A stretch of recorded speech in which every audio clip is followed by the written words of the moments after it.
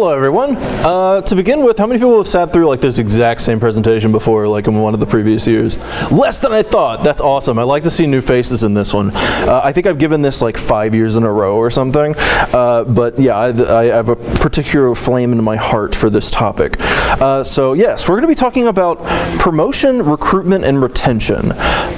So I'll break down how exactly that's going to work. But first, all about me. As was mentioned in my introduction, I've been involved with the SSA as a staff member for just over 5 years, and then I was a volunteer and a student before that at the University of Alabama, the Crimson Secular Student Alliance, and now, starting next month, I'm leaving the SSA, which most have heard. I know, it's sad. But I'm excited to be doing new stuff.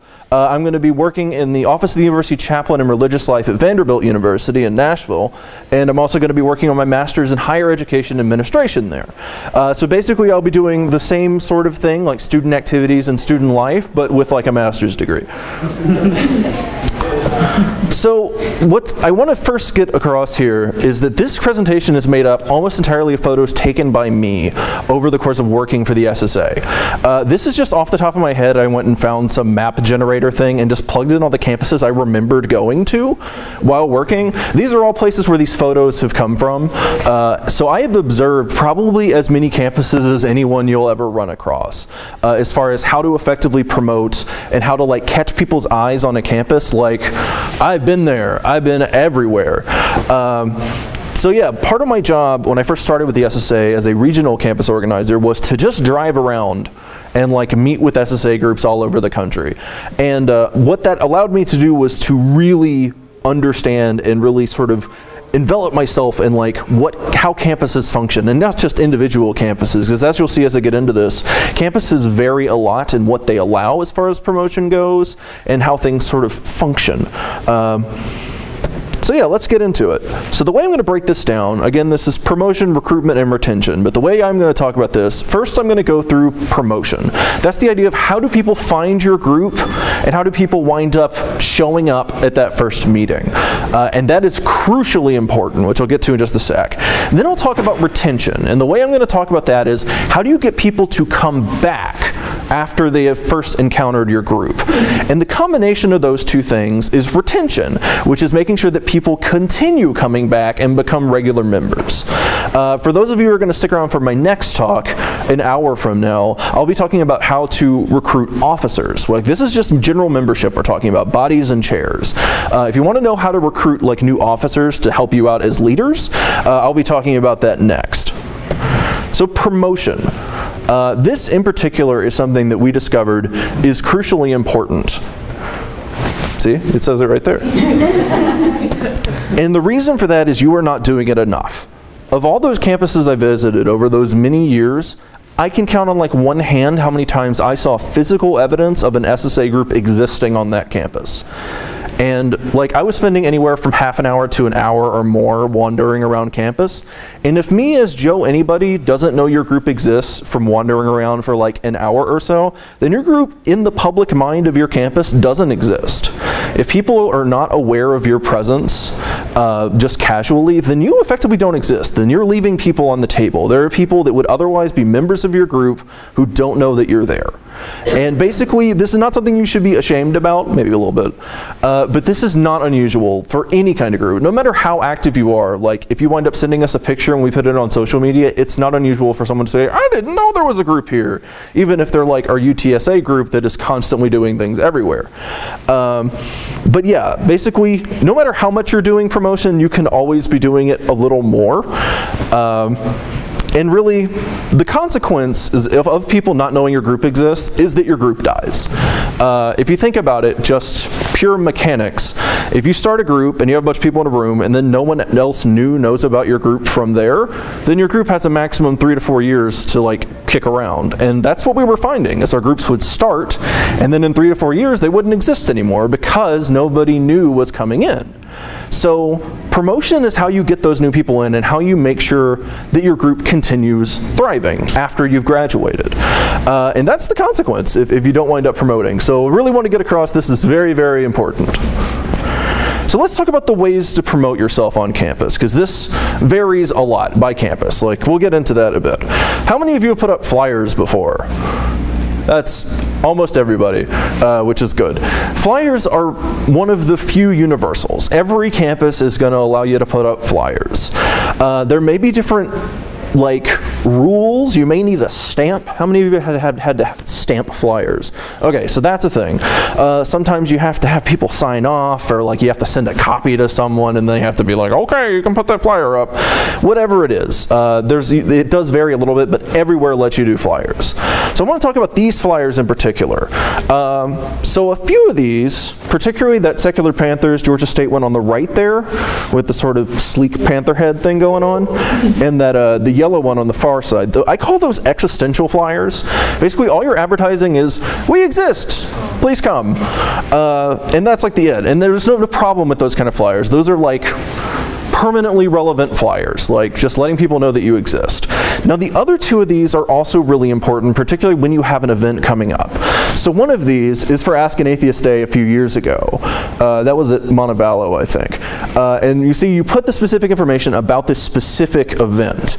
And that is if people already know you exist, or you have an event that you really want people to come to, you want to put up flyers specifically for that, as opposed to just knowing that your group exists. Likewise, this one, apologies for the glare, that's on a secularism and sexuality talk they had at Georgia State as well. And what I love about this, Georgia State's always been fantastic about this. At all of their meetings, and I think everyone should do this, they have two stacks of their flyers. They have a stack of existential flyers, and they have a stack of their next event flyers. And they just ask, hey, everybody take a few of these and put them up wherever.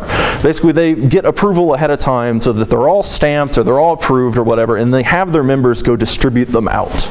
Because that's the other thing about flyers. They need to be essentially everywhere where you can put a flyer. Because if you think about it, in any given student's daily routine on a campus, it can be going in any number of routes. Some people would never go through the student center. Other people live in the music building. You never know where they're going to be. So you need to look up where you can put flyers and put them anywhere they can be. Because there's some benefits. I've argued with this with some other organizers before. Some people say you should put your flyers where no other flyers are so that you monopolize the space. And it's okay, so that kind of makes sense, but if there's no flyers there, that means there's no people there. But that's also a possible positive. But at the same time, if you put them in a space where everybody is, then you're just one flyer among many. So there's also an argument there. You know what the real answer is put your flyers in both places, and then you win no matter what. So flyers are crucial, both existential flyers and specific event flyers. I've got a question. Is there any kind of statistics that which type of flyer gets the better response? Because the one on the left is beautiful. I want whoever designed that flyer to design that. But the simple flyers seem to be also eye-catching. Is there one that you recommend for any specific purpose that gets a better response? So what I would recommend, basically, the more creative your flyer is, the better response it'll get. So an example of this is not uncommon. How many people have had your flyers torn down? Okay, so this is one of the most common issues our groups have had. And the solution to that is to be real creative with how you do your flyers. So I met with one group at Auburn Montgomery one time, and they had the idea of putting a comment section on the bottom of their flyers. So the bottom third was just blank. It was Ask an Atheist Day. Feel free to ask a question here. And of course, inevitably, it was just dicks and stuff. But here's the thing. If you have dicks and stuff drawn all over your flyer's still up. People are always going to err on the side of drawing dicks on your flyer as opposed to tearing it down. And not only does that mean your flyer stays up and people know you exist, they also see that people are being dicks and drawing dicks on your things, which is sending a pretty clear message. I had another group that had the same problem. They actually collected all of their torn down flyers, shredded up, drawn on, and then put them all on a big trifold and had it when they tabled. And people were so what happened to all those flyers? It's people are dicks. And that's a pretty clear message. A lot of people who are not, say, atheist or agnostic might not know about the amount of antagonism that you face as being an out atheist or agnostic with a club, because it's kind of an invisible thing. Unless you've seen it or know somebody who's dealing with it, you don't know that that's a thing that exists. So the answer to that is the more creative flyers, and obviously the more visually compelling flyers are better. And whether it's an existential or an event flyer, as long as it looks good and looks professional, or if it has something creative about it, it will do better. Honestly, that flyer on the far right is kind of awful. Yeah, right. And we've actually, I don't think we use that one anymore. We just updated our design exchange on the website. If you want to see some flyer designs you can use in case you don't have a design person in your group. But yeah, honestly, a bad flyer is better than no flyer. So if you don't have like a design eye, it's still good to have those up at least. So I mentioned already that the policies can vary, and as I mentioned, a lot of you have had flyers torn down, and usually that's by dicks, but sometimes that's by the administration because you didn't follow a rule or something, and this may be news to you, but if anybody's going to wind up punished or on the bad side of not following a rule, it's not going to be the Greeks, it's going to be you. Like, you're the one who's going to lose out on those. So yeah, just sort of understand what the policies are, and I know this from experience and from knowing this is my inevitable future. There is probably someone who lives and works in your student center, probably in a weird basement office somewhere, whose job title is something like student life representative or something, and their job is to work with student organizations and make sure they know these policies, and that person would love to have friends or people talking at them because they want to spread that information. So you should find that person in the basement of your student center so that they can let you know what these policies are. So another thing about flyering, and one of the advantages of doing it away from the other flyers or in a reserved case like this, is wallpapering. This is something you see sometimes like in promotional posters for like concerts and stuff like that. Basically, you can tell one flyer on its own is not nearly as visually striking as a bunch of flyers put together in a pattern. Like, there's something, not only is it bigger, but the repeated sort of pattern like does good things to our brain or something. But if you can do it, wallpapering's great. You got to make sure you can do it. You probably have to reserve a whole board to do it, but it looks cool and it will definitely catch people's attention. How many of you are able to chalk on your campus? So that's what I expected, probably like 2/3-ish. Particularly in more arid climates, campuses are a little iffy about chalking. And even on campuses where it does rain a lot, they really have specific rules for you. Like, usually you can't chalk on vertical surfaces, you can't chalk on places where rain won't be. But where you can chalk, chalking is one of the best things you can do. Because it's like, it allows you infinite creativity. You can chalk whatever you want, as long as you like tag it with the name of your group or whatever. So like, you can turn a sewer grate into a flying spaghetti monster. Have at it. So this is another thing about chalk. It is so publicly visible that, again, like with a flyer that's being messed up, when somebody starts messing up your chalk, everybody knows they're doing that. So what happened here, we had this chalking that said, "Millions of Americans are good without God." That was super long, took up a huge portion of the promenade, and people, being very clever with their wordsmithing, kept knocking out the "out," as if we didn't know that millions of people believe in God. So we just kept putting the "out" back up. I just handed chalk sticks to a bunch of our members to, like, hey, whenever this gets erased, just keep putting the "out" back in. And you might be able to tell what's happening here, but like, these are like 3 or 4 layers of chalk stain where somebody had taken water to it, and that's a pretty like distinct image. And a lot of the point of promotion is the image. Like, it's all about eyes and appealing to eyes and like putting your image out there in a way that people are not just aware of you, but aware of what your group is about and what you're facing. So that is like the kind of image that, if the chalk had not been messed up, it wouldn't have been as powerful of an image. Yeah, people would have seen the sign and they would have seen that we exist, but because somebody messed it up, now that's a more powerful thing. That might even be, I don't remember if that one was or a different one, was covered in a campus newspaper article. Like, that's the kind of thing they might jump on. And likewise, creativity, you can do like Darwin Day or any kind of event thing. Much like an event flyer versus an existential flyer, you can chalk about your specific events. How many of you table? Oh, thank goodness, that's almost all of you. Tabling is the best way to promote your group on a campus.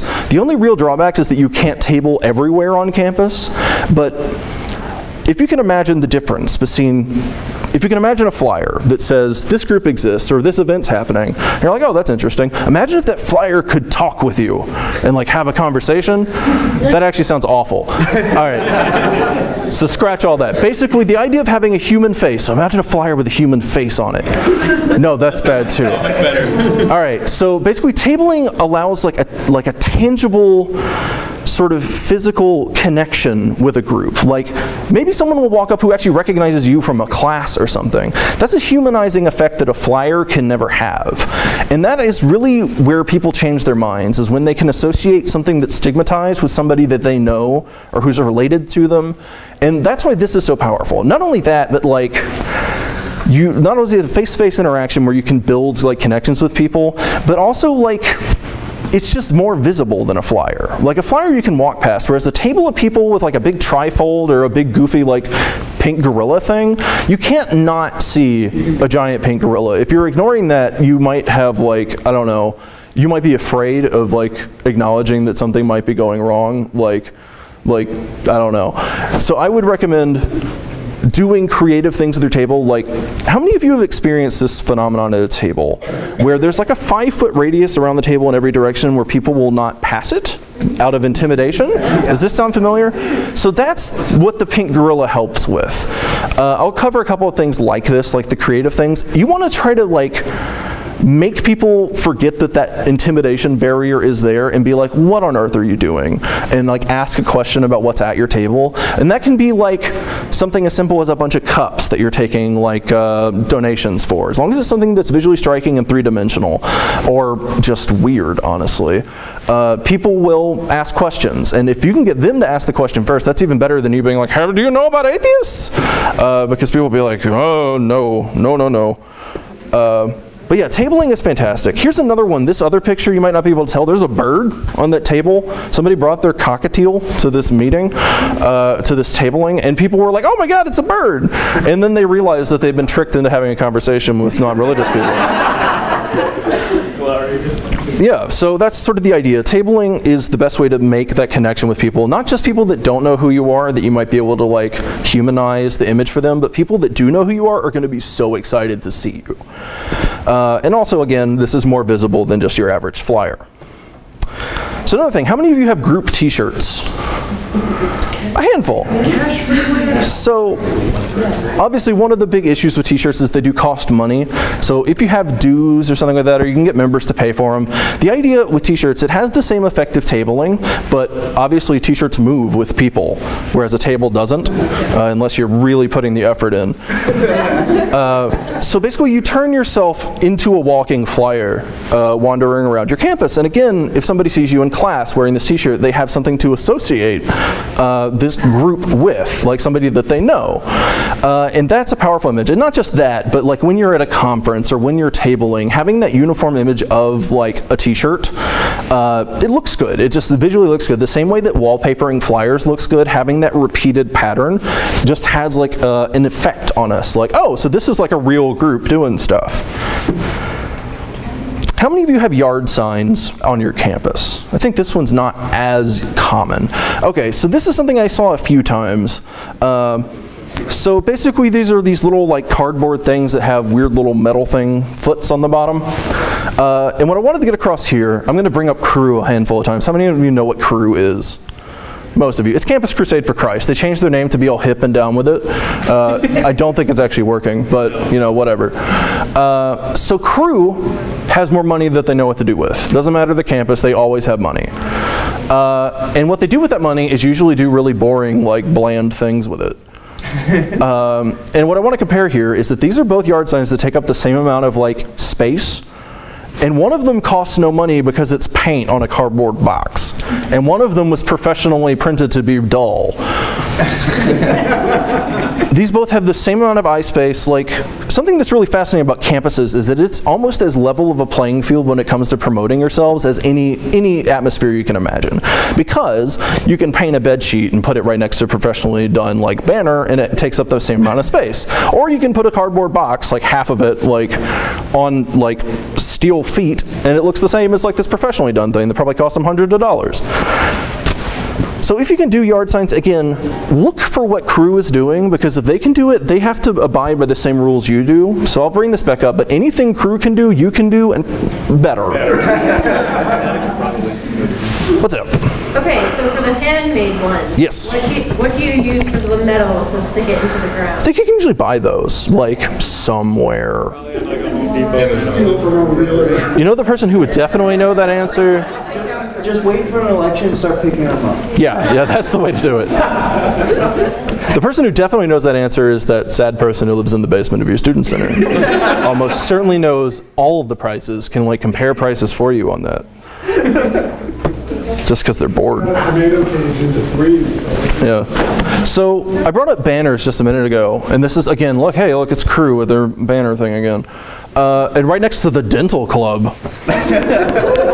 Good job, Dental Club. I wish we had such an iconic image as just a tooth to like get our message across. You know what that's about. Like, there's nothing else that can be. So, again, and this is one of the rare cases where I think this is probably UTSA, that they just made a homemade banner thing. A lot of student unions have banners that just hang. How many of you have that? Like, anybody? I think this is, some places do, some places don't. So if you do happen to have that, or anywhere that you see just like the SGA or Crew or any kind of student group that just has a big hanging banner, know that you can do that too, and that you can do it real cheap. Because obviously our groups don't usually have the money, but we can make money go a lot further because they don't have the challenge of having to think of how to spend their money. They just like spend it willy-nilly.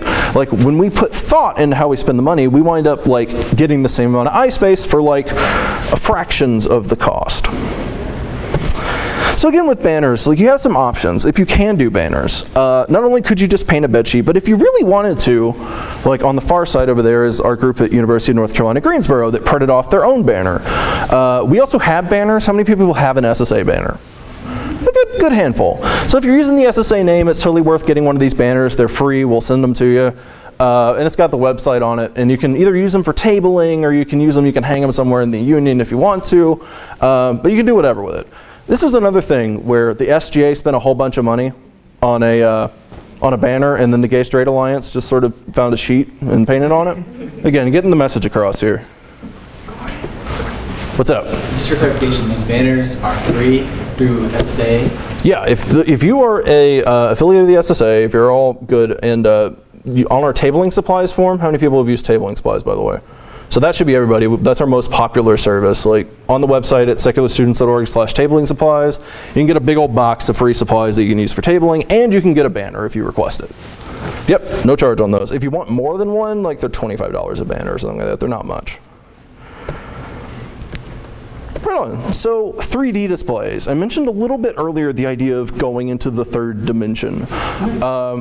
So when you're walking around the next activity fair or something on your campus, you'll notice that a lot of your tables are not just going to be flat things. It's not just going to be flat like flyers or flat brochures and things like that.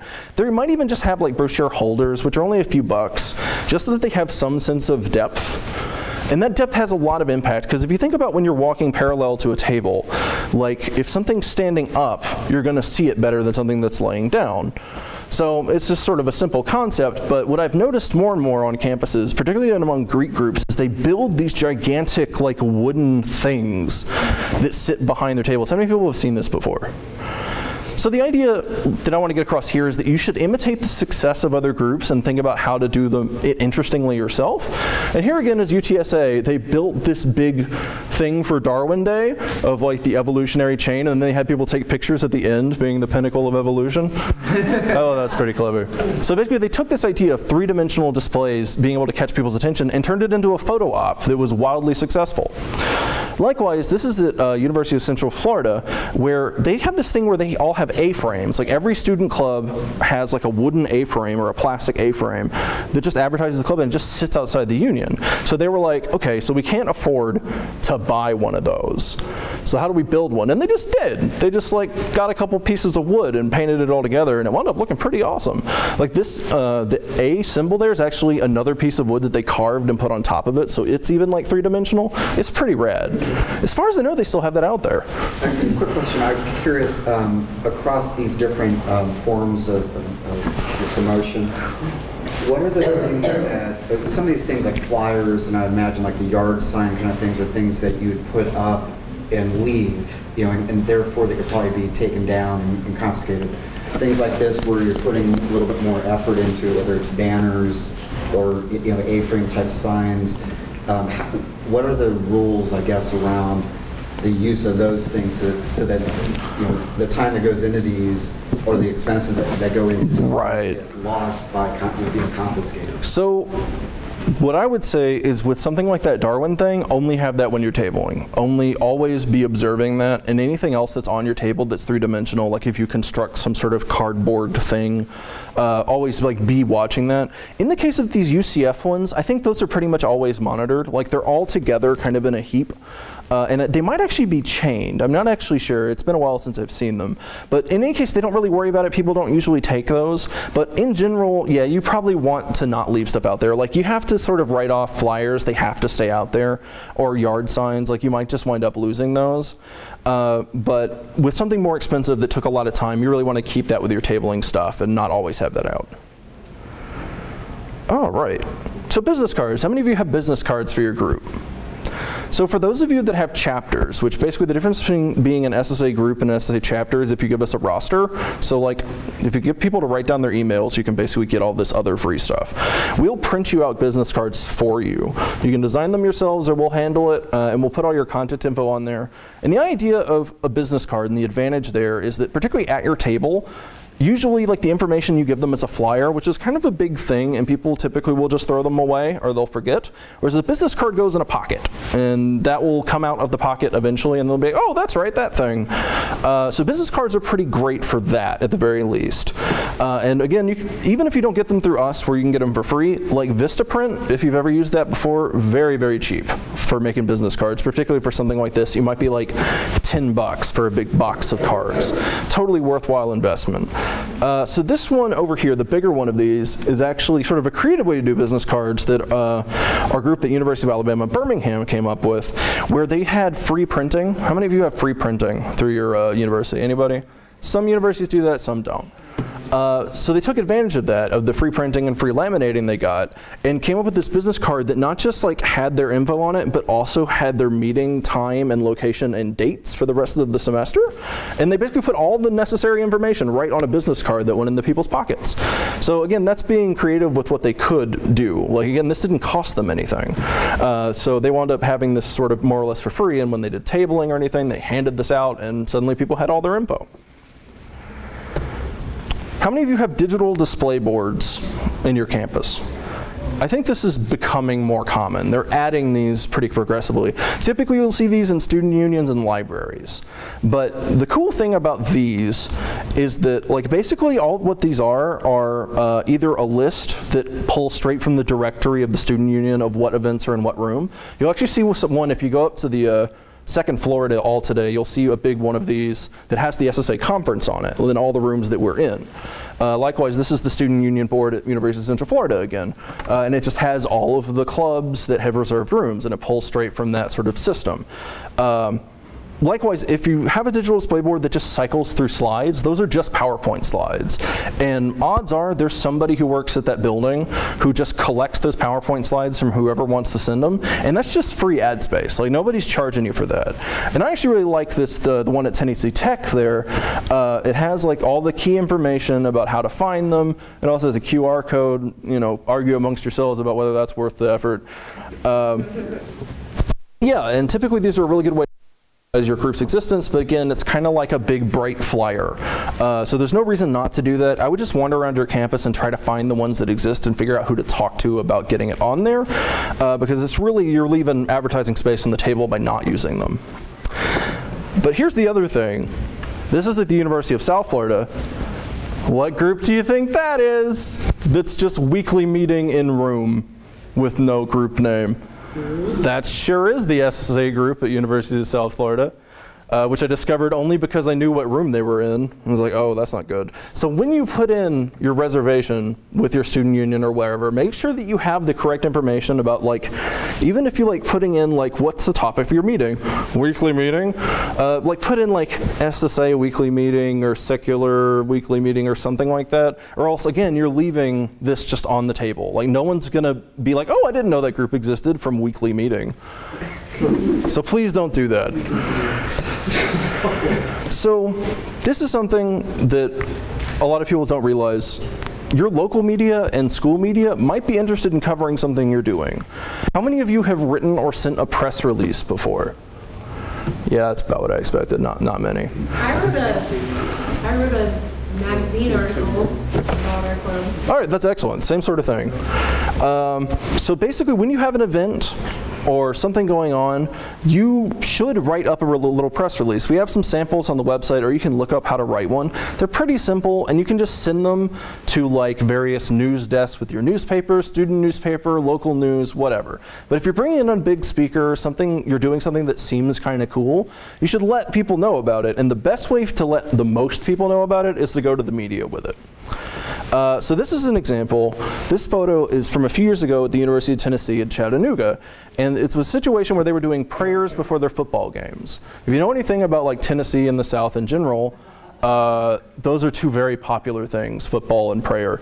But what's interesting about this is they did go to the media, but they didn't do it alone. They got together a sort of interfaith coalition to argue for the university to replace it with a moment of silence that was more inclusive of everybody, and that was the pitch they gave to the media, and that's sort of the demand they made of the school. They weren't like, get rid of the prayer. They were like, let's have a moment of silence so that we're all inclusive and stuff. And it worked. Like, they actually got it replaced with a moment of silence, which is like, I don't think anybody expected that to actually happen. But again, not only did they get media on it, but they got media on the follow-up, and more people knew about the group, and so on and so forth. So this brings me to my next thing, and that's paying attention to your local shenanigans. So We did that. whatever's going on in your town, whether it's like local politics or how many people know this guy? People recognize him?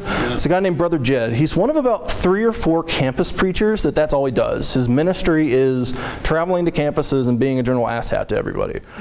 But we have an interesting sort of symbiotic relationship with the guy because he likes it when the SSA groups like counter-protest him somehow because it helps the crowds, and we like it because it lets people know our groups exist. So the way to do this effectively is that you do something to try and diffuse the situation, because if you're a dick back to him, it just makes you look bad too, and you don't want to do that. What you want to do is try to convert all this negative energy and messaging from him into something positive. So like wear a horse head mask, or like go out there with a bingo sheet, or like do something to turn that in to something that makes people feel positive and turns this otherwise awful person who makes people feel like shit into something that might actually brighten their day. Because this is like the one time that people are going to default kind of be on your side about something, is when there's a campus preacher right there. And what's even better about these guys is they post their schedules online. I'm pretty sure if you go right now and look for Brother Jed, like he has this, like, I guarantee you the whole winter he's going to be in Florida. But other than that, he'll have his schedule up. So yeah, that's something to pay attention to. Other kind of local shenanigans, pay attention to the news and pay attention to sort of your local landmarks. How many people know about the Scopes trial? Right on, so this is a big court case.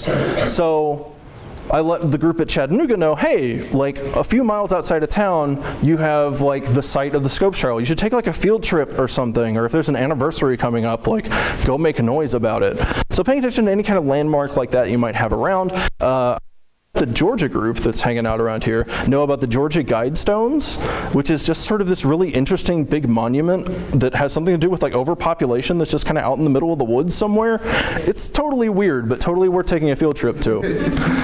Likewise, you might see a problem with that thing on the right there, that's an public elementary school holding a prayer caravan. That's the kind of thing that does happen sometimes in the more conservative parts of the country. And that's the sort of thing, if you're at a college nearby, you might be like, probably like, call them on this particular bullshit. So again, that's something, just pay attention to the news, pay attention to your local politics, and pay attention to if like campus preachers are showing up. And try to take advantage of that to let people know that your group exists. So the other thing to know, campuses are very unique. A lot of campuses have things like a free speech wall, or a free speech tunnel, or a free speech rock, or a free speech letters that you can just like paint on. And this is like, I don't know about these things. You're the one who's going to know about these things, or the person who lives in your student's inner basement knows about these things. And like, this is what you need to know that I can't tell you, is that your campus has a very unique culture and a unique set of student groups. Like, I wouldn't know if your college has a Buddhist club. Like that might be an interesting partner for some kind of event or something, but I don't know if that exists. Likewise, a lot of campuses have a specific office for LGBT life. Some campuses don't, some campuses do. Like you're going to be able to know that. I won't be able to tell you that, but in order to promote yourself effectively, you have to know about not just the other promotion opportunities available to you, but also the other potential connections available to you. Because the best way out of all these promotional tactics, the thing that ultimately makes your group successful is positive word of mouth. And building that positive word of mouth doesn't just come from promoting yourself like physically out there, but also from building relationships with people. So if you have a working relationship with your LGBT life office or your other student clubs, that's going to be even more valuable than any kind of promotion you can do. So let's take a look at the internet. This is worth an entire topic to itself, and I think somebody's doing it later in the conference about social media. And you should go to that because it's a very complicated topic. But as far as promotion goes, the thing you need to know about social media is that you've got to keep it simple and you've got to keep it public. How many of you have secret Facebook groups?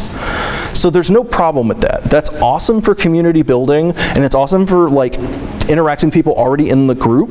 But if you don't have a public Facebook page, then nobody that's not already in your club will know about it, and no one will be able to find you online. I cannot tell you how many times it happens that a new freshman will come to a campus and look up your student group and say, oh, there's an SSA group, and the org sync is empty. There's nothing in there but a link to a Facebook group, and they click on that Facebook group, and if it's secret, all it says is, cannot access this thing, or this page doesn't exist, and they'll be like, well, I guess that group doesn't exist. Oh well. And you don't want that to happen. You have to like not just pay attention to whatever the official university channel is, whether it's org sync or a similar system. Make sure that it forwards to something people not in your group already can access, and make sure that you update it. So a public Facebook page is the best way to do that. And honestly, you can argue the merits or otherwise of using a group Twitter account. I will say that I've never seen a group Twitter account stay active for more than a few years. Inevitably, that's the thing that doesn't transition between leaders and you just wind up with a dead Twitter. I honestly wouldn't bother with Twitter. For organizing purposes, it's just not great. Facebook page, Facebook group, keep it simple. Have a secret Facebook group for people to interact with each other and a Facebook page for interacting with the public. So let's talk about branding for just a quick second. So you have a couple options when it comes to branding. You can use the SSA name and logo, which is what we kind of prefer, and it will save you a lot of money. Basically, we already have a bunch of pre-printed stuff, banners and brochures and posters and all this other stuff that already has the SSA logo on it, that already looks professional, and you don't have to pay anything else involving that. And you can customize their logo. Like you see, you can like do some color flipping or adding other images to the logo. But ultimately that saves you a lot of money. But if you want to go with an individual branding, like if you have an old name that's been around a long time and you like it, go with it. That's cool. But you do want it to look good. So I wanted to pick out a couple of examples of really good looking independent branding outside of the SSA. And one of our oldest groups is Occam's Razors, which is the University of Arkansas. It's a great name. And they've been using that sort of Russell's Teapot logo for as long as I've known them, and that's been like 6 or 7 years. And it works for them, and they have all this professionally printed banners, and they have their own like brochures. And if you have the money and capacity to make all these things yourselves, you should totally do it. But be aware that that's going to add up, and that money could have gone somewhere else. So it's just a matter of priority. Like if that individual branding is that valuable to you, then you should do it. But if you feel like that money could be used for something else, like pizza, or like or like anything else, then you should probably use the SSA branding just for the sake of pragmatism. And the big thing about branding is just like it has to look good, it has to be memorable. And obviously if it just says Secular Student Alliance with stripes, people will be able to recognize that. And obviously like this, the panther head is kind of cool. Like that is pretty distinct. Nobody else has a logo that's going to look like that. And I kind of like the UNLV one too. The sort of like, it gets the idea of this is like radical politics and education with the apple and everything. So that's also pretty cool. So branding, basically you just want it to look good. And that brings me to creativity. This is for, how many of you people were in the opening session the other day? Many of you? I know a lot of people weren't here yet. So I mentioned this in my opening. Basically what you have as an advantage over all the other student groups that I've interacted with anyway, SSA groups tend to be very creative. And I think a little bit of that comes from like not having a lot of money to be like lazy with or whatever it is. SSA groups tend to be very creative with how they promote themselves. And I want to use this as an example. This is my old group, which I had just graduated and I was still sort of involved, but not really. And they came up with this idea of like, they had this mascot, you can see it on the t-shirt down there, called the Happy Atom. And it's just like a happy atom. That's exactly what it was. It's an atom that's happy. It also means like an atom that has all its things filled, like whatever. But they had the idea, like one of the members was a big Dead fan and had this thought like, I bet I could make one of these. And he did. He made this weird mascot smiling head thing and would leave it at our table. And if you want to talk about weird things that make people like talk to you, people are going to ask about that because they don't know if you decapitated a Muppet or what. And they also brought it to the conference and had a bunch of people sign it. Like, so that's a cool thing. You bring it back and people are like, hey, why does this have signatures all over it? And it's like, we went to the SSA Con. So again, that's creative. I also mentioned that pink gorilla earlier. That's another creative thing. It's going to like sort of make things more popular. Or like, I mentioned the comment section on the flyer. Another thing I had a group do that I thought was hilarious is they put passive-aggressive Post-it notes behind their flyers. So when people tore them down, they'd be like, was that what Jesus would do? Or something like that. And that was always good fun. So like, being creative is going to be a huge boon to you in general. So here's another thing they did, which I still like. I love the thought they thought to do this. This is outside of like the International Student Union at University of Alabama, and we noticed that there were a lot of like Korean students, and we noticed that none of those Korean students were coming to our meetings. So we thought, okay, let's chalk in Korean. See how that goes. Like, it was thinking outside of the box. It was trying to reach out to new people, and we thought, hey, maybe this like reaches out to a new group of students that's very rarely catered to. Like, we had noticed that like they mostly were keeping to themselves. They weren't involved with many other student groups. They're like, hey, it's worth a shot. And of course, this got erased quicker than anything else we ever put. So apparently, it had some really like militantly Christian Koreans. But in any case, it was worth a shot. This is thinking outside of the box and thinking, how do I reach out to a new group of people that's not already in our club? So that kind of external thinking is very valuable when you're thinking about promotion. Now I'm going to talk a little bit about this guy. Does anybody recognize this guy? I suspect not. This is pretty esoteric stuff. So what I do when I'm not doing SSA stuff, I'm also like a film critic and stuff, and I love old cheesy B movies. This is a guy named William Castle. So William Castle was a film director and producer, but not necessarily a very good one. He wasn't like a good film director, but what he did do was gimmicks. This dude was a gimmick master. So like one of his movies is called The Tingler, about this weird little like monster that would like attach to your spine and like shock you. So he devised a weird vibrating contraption to attach to the theater chairs so that at some point in the movie they would just go off. And then he advertised it like this, like, can you handle this chair? And people would be like, probably it's a chair. Likewise, he had another movie where he like had this, you got to vote halfway through the movie whether a character lived or died. So you had this, I believe he called the punishment poll here. And then another one, he had a more famous Vincent Price movie, I think it's The Haunting, the original The Haunting. At one point, a skeleton is floating on screen. It was House on Haunted Hill, it was one of those.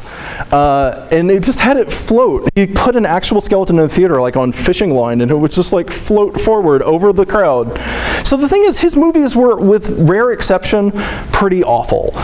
But people came to them because he was so creative. He didn't have the money of the other like Alfred Hitchcocks and stuff like that, but he did have these gimmicks. And despite being the little guy in the market, he got people in there by being creative. And this is what I always thought of when I saw the SSA groups doing like cool creative advertising, is like I couldn't help but think about William Castle and all of his weirdness. So when it comes to promotion, here's the things I want you to remember. First of all, it's always about the eyes. Like, what you should be doing should always somehow appeal to people's eyes and get their attention. The second thing is you've got to be creative. Like, that is your biggest strength as a group, and that's what's going to make your stuff stand out from everybody else. The other thing is imitating success. Again, anything crew can do, you can do better. Use that creativity to twist something that's already good into something great. So, I want to put your thinking caps on for a sec. What was the promotion opportunity that you missed over the course of the last year for your group? Anybody have anything that comes to mind? the intro for the incoming freshmen, like a day where all the student groups table, and we always miss that. Yeah, activity fairs at the beginning of the semester, usually in late August or early September, those are like the most important recruiting moment. So if you haven't signed up for that already, try to do it like ASAP. Spring semester. So anybody else have any that come to mind? I guess we didn't really promote our weekly meetings with flyers, but I think that would be a good idea to point it out. I'll bring that up in the next section, but particularly if you have interesting topics for your weekly meetings, you should absolutely have a flyer for it. Like, particularly if you're going to have a topic on like sexuality or LGBT stuff, you want to advertise that and people will come to it. We put it on our Facebook page, but the only people on our page were already members. So. Exactly. All right, so on to the next one. What was your favorite promotion in this presentation? Does anybody have any that like just stand out so far? That mascot. The mascot head. All I know is that Skeptipax might have to have a real mascot. You should make a rooster. Yeah. You should make a rooster of some kind. I really enjoyed the Darwin Day 3D presentation, and it just reminded me of those like wood cutouts with the face. But you could easily have like a Bill Nye cutout with like a circle in the face, and then have people take pictures like. And with a caption that says like science rule or something. That's exactly the kind of thinking that I was talking about. You imitate success. You take something that was successful and try to twist it some way to make it new. If you have the chance, try to catch Sean Rivera here somewhere. I'm pretty sure that was his brainchild, that Darwin Day thing. Anybody else have something? I love the pinnacle of evolution thing. It's, yeah. Psychological standpoint, it's wonderful. It makes everybody feel good about themselves. Right. Right on. And this is something I don't want like an actual answer to this as much as I want this to be something to take away, and I want you to always be thinking about this. Does your campus know your group? Are you an institution on your campus? Are you physically visible on your campus? As I mentioned, as me, just Joe, anybody, if I'm wandering around your campus for an hour, will I see evidence that your group exists? And I want you to have that in your mind all the time throughout the year, because no matter what time of year it is, you should be on campus, visible somewhere at all times. So, if it doesn't seem like it was ages ago, yeah, that was part one. So on to part two is retention. So this is the idea of how do you get people to come back after that first awareness that your group exists. I've already talked so much about eyes. Like, I couldn't talk any more about eyes, but really, the first key to retention is to keep promoting. People are going to forget about your group if they go one time and they never see your flyer again. Again, this has to be constant throughout the year. You can't forget about it, because I guarantee there's going to be people that come to your meeting and will just forget until they see a flyer again and be like, oh yeah, I went to that one time. I guess I should go back. Now the other thing that you're competing with, and this is the real sticker here, is time. So students have a lot of things on their plate. They've got their homework, they've got studying, they've got classes, they've got other clubs, and most importantly, and this is going to be really your nemesis in all ways, is they could be on their couch watching Netflix.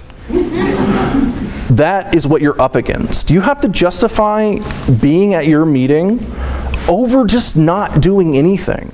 Like, you have to be, as much as that like sounds like ridiculous, you have to be better than doing nothing. I like doing nothing. Like, everybody likes doing nothing sometimes, but you have to be better than nothing. Yeah. That's a tough challenge. It's a pretty tough challenge. So where that comes from, and really the make or break moment of whether people come back to your club and keep coming back for years, is the first impression. Whether this is at your table or at your meeting, those are the two places where the first impression is going to come, really, is when they make like a physical like connection with a person. So it's going to be, anything I talk about in first impressions is going to be your meeting or your table. So first off, this should seem pretty simple, but this is really easy to overlook. You got to be welcoming. So how many people have a greeter at your meetings? Anybody?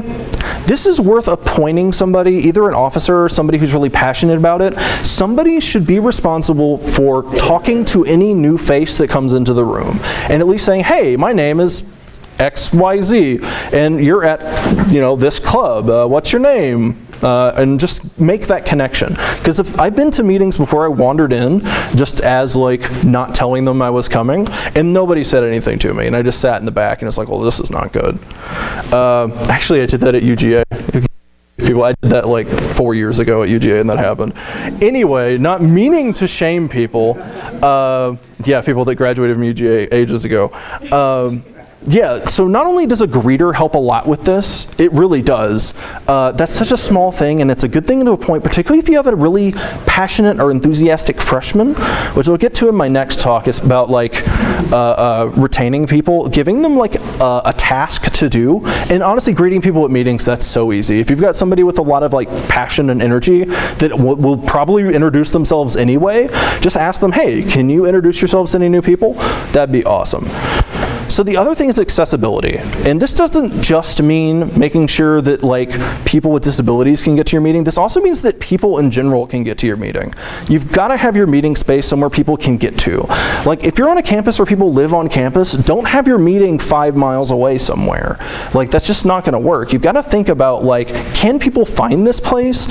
And even if you have a great connection with like somebody who runs the astronomy building off on the corner of campus that nobody goes to, like, if you have all your meetings there and people don't know where that is, you either have to make the messaging very clear on how to get there or just have your meeting in the student center. Like, you're gonna be like doing people a favor if they know where the meeting room is. Like, will have a big impact on whether they actually come to the meeting. So online, I mentioned this already with the promotion, but basically when it comes to your online presence, being welcoming means that someone can find you online, that you're Googleable, and like people can find you from OrgSync or whatever like online directory of student clubs exists. Because if they can't find you, they're not going to make that first impression because they'll never know where you are. And this last one is a more complicated idea. And this is really easy to overlook when you're in the club. There's a big difference between being a club and being a clique. So I think a greeter helps a lot with this, but when you have a club of people that you're really close to and you're friends with, it's easy to get a bit insular and being a little unintentionally, sometimes intentionally unfortunately, closed to new membership. If people come into your meeting and get the feeling that this is a group of people that's already set in their ways and already a closed circle, they're not going to feel welcome. They're not going to be incentivized to come back. They're not going to feel like this is a network that they'll be able to build because it just already exists and it doesn't want them there. And honestly, just having a greeter has a huge impact on that because that just sends the message, oh yeah, we want new people here, please come sit down. But that's something you should always be thinking about, particularly when clubs are really good at being communities. You kind of naturally become kind of cliquish and you have to deliberately think about not doing that to be open to new people. All right, so moderation and security. These things are very connected, but first off, how many of you have a moderator for your meetings, like discussion meetings? All right, a few. This is really, really important because it affects the tone of your meetings and how welcome people feel in a really big way. You need to have somebody, an officer ideally, step away and not take part in the discussion so that they can be the designated moderator. How many of you have had people in your group that talk over people and constantly interject, are basically just kind of dicks? We usually call these people that guy that cause just tonal problems with the group. So this is why you need moderation. Yep. One thing we did to fight that was we had a stuffed monkey that we passed around. I was just about to get to that. Work all the time. Yeah. Does not work all right. all the time. So I was about to mention the idea of a talking stick. The talking stick or object or I don't know, foam sword sometimes works pretty well. It works to an extent. That cannot be your moderator though, because in no situation does a stuffed monkey, can it make someone stop talking? So you need, I do recommend having a talking stick or some sort of physical object. A couple friends will pass the monkey or talking stick, whatever it is, back and forth between them, and then it doesn't circulate. You still have to have a moderator, even if you do have that system. And it's actually not a bad idea to do both. But absolutely you have to have a moderator, because if people feel like they're being talked over, if people feel like their voice isn't being heard, if they feel like their voice isn't welcome, if you have some alt-right person hanging out in your group, it's not good. Don't do that. I've somehow blown through a ton of my time, so I'm going to get through the rest of this pretty quickly. Tone. What's important about tone is that you decide what it is. My personal recommendation is that you don't go too firebrandy. If you go more anti-religion-y, what you're going to find is that everybody on the other side is going to go away and never come back. Anyone that's more interfaithy and more like like, I don't know, sort of on the fence or middle of the road. If you go really firebrandy, they don't come back. Whereas your firebrands, the people who are like, religion's the worst, they'll kind of stick around with you if you do interfaith stuff and sort of lean that way, but it doesn't work the other way around. But what really matters is picking your tone and being consistent with it. If your tone is all over the place and you're cranking that knob in every direction, people are just going to be confused, and like people won't know where you stand on things. So you have to be deliberate with it. Pick it and go with it. Now this one, this is a topic that is like, this is the biggest killer of a first impression. And it's the hardest thing to solve. The biggest thing about this with diversity, like basically if you walk into a room and everyone is not like you in some way, like if it's a bunch of white dudes, which is inevitably what happens. If it's just a bunch of white dudes, like if a woman walks in there, if somebody who is black walks in there, even on a subconscious basis, they're gonna feel like, oh, I don't feel like I belong here. And that is like a knee-jerk reaction, and it's not a knee-jerk reaction you can talk somebody out of, because it's like, that's the nature of a knee-jerk reaction. It doesn't work that way. This is a long-term problem that takes long-term solutions. And it really comes with like being able to appoint officers and encouraging people to run who will make your group more diverse for down the line. Like, this is something that you have to focus on a lot in order to get past this, and it takes sometimes years to improve. So if you've got an issue, I highly recommend going to other talks. We have a lot of talks about how to make your group more diverse. The biggest thing is think about your leadership and think about people that are in your group. If you have women or people of any kind of minority background in your group who are passionate, think about asking them to run, because just the image of having people in positions of power in a group who are not just white dudes has a huge impact on this. And if you're shutting the door and causing this like negative knee-jerk reaction when people come in the door, like that's going to affect it long term. That's going to affect your membership long term. The other thing, all of your meetings and your tabling should be showcasing the entire variety of everything you do. All right, so first off, at all of your tables and your meetings, you should be talking about upcoming meetings and what those topics will be. Think about the intro to your meeting as a trailer for future meetings, just like at a movie. That you're like, hey, next week we're gonna have Mandisa Thomas come and talk about like non-belief in the black community or something like that. Like talk about like what's coming up down the line so people know what's coming next and that they already think, oh, that sounds cool, I might come back to that. You should also be talking about your upcoming activities and displaying it. Take pictures of your events. Like if you're gonna go out and do like a park cleanup or gonna do a Habitat for Humanity or anything like that, take pictures and show those pictures at your meetings, have those pictures at your table, show that you do more than just discussion meetings. Or if you're out doing a protest or you're doing a letter writing campaign or doing something political, take pictures of that. Like how many of you were at the March for Science, for instance? A good handful. Do you have pictures of being at the March for Science? Maybe? Good. You should have those pictures and have it out on your group and show that you were doing stuff. How many of you know about CASE? This is our 4 focus areas: community, advocacy, service, and education. So you want to balance the 4 of these as much as possible. So community is your typical like going out to eat and that sort of thing, getting to know people. Advocacy, think about your political work. Service being like service projects and like a park cleanup, and education being things like anything from sexual education or general education. Like these are the things you should be balancing more or less and evenly in every direction, because these all benefit and appeal to a specific kind of person that will be involved in your group. Now this is the last thing, and I don't think I should even have to say this. Your group has to be fun. Like if your group is not fun in some way, people won't come back. Like again, you're competing with nothing, and to be better than nothing, you have to be fun. So I'm gonna leave you with just this past thing because my time is up. Think about this and take it with you. How did you join your group? How did you come to be there, and what brought you back? Also, I want you to think about how can your meetings be improved for the future? How can you cater your meetings to people who have not been there before and make it more welcoming to them? And lastly, I want you to think about what is your group's tone and how are you going to decide on what that's going to be? And that, I believe, is everything.